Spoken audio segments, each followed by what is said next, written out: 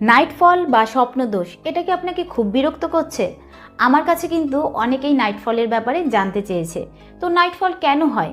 এটা কি এক ধরনের উইকনেস, নাকি সেক্স না করলে এরকম হয়, নাকি পর্ন ভিডিও দেখলে এরকম হয়, নাকি মাস্টারবেশন করলে বেশি হয়, নাকি এটা এক ধরনের রোগ?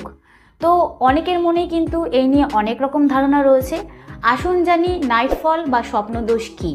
তো ভিডিওটা কিন্তু আপনার জন্য খুবই ইম্পর্টেন্ট, তাই ভিডিওটা শেষ পর্যন্ত দেখুন।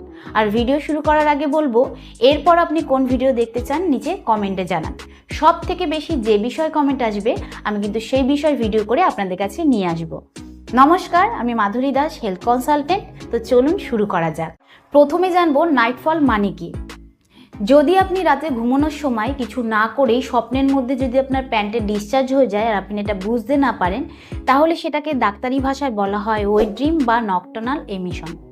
নকটার্নাল মানে হচ্ছে রাতে, এমিশন মানে হচ্ছে বেরিয়ে আসা, যেটাকে আমরা ফ্যান্সি ভাষায় বলে থাকি নাইটফল। তো এই নাইটফল কিন্তু অল্প বয়সী ছেলেদের হয়ে থাকে, মানে ইয়াং ছেলেদের হয়ে থাকে।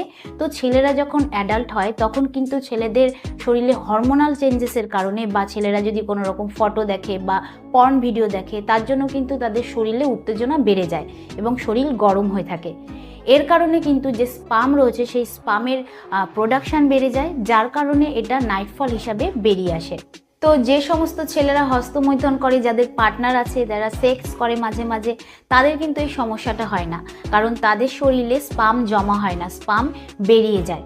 কিন্তু যাদের পার্টনার নেই, যারা হস্তমৈথুন করে না, তাদের কিন্তু এই সমস্যাটা বেশি হয়, কারণ তাদের শরীরে উত্তেজনা বেশি থাকে, যার কারণে নাইটফল বারবার হয়। এবার জানবো যে নাইটফল কীরকম হলে সেটা নর্মাল।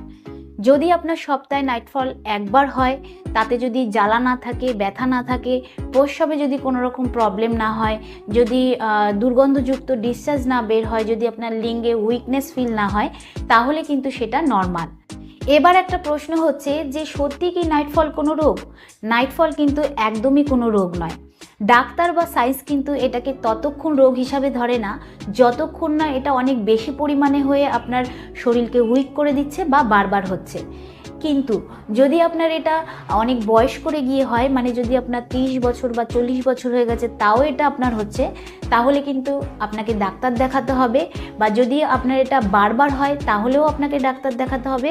বা এর কারণে যদি আপনার শরীর কমজোরি হয়ে পড়ছে বা নর্মাল সেক্স করার পরেও আপনার এটা বারবার হচ্ছে, তাহলেও কিন্তু আপনাকে ডাক্তার দেখাতে হবে, কারণ আপনার শরীর অতিরিক্ত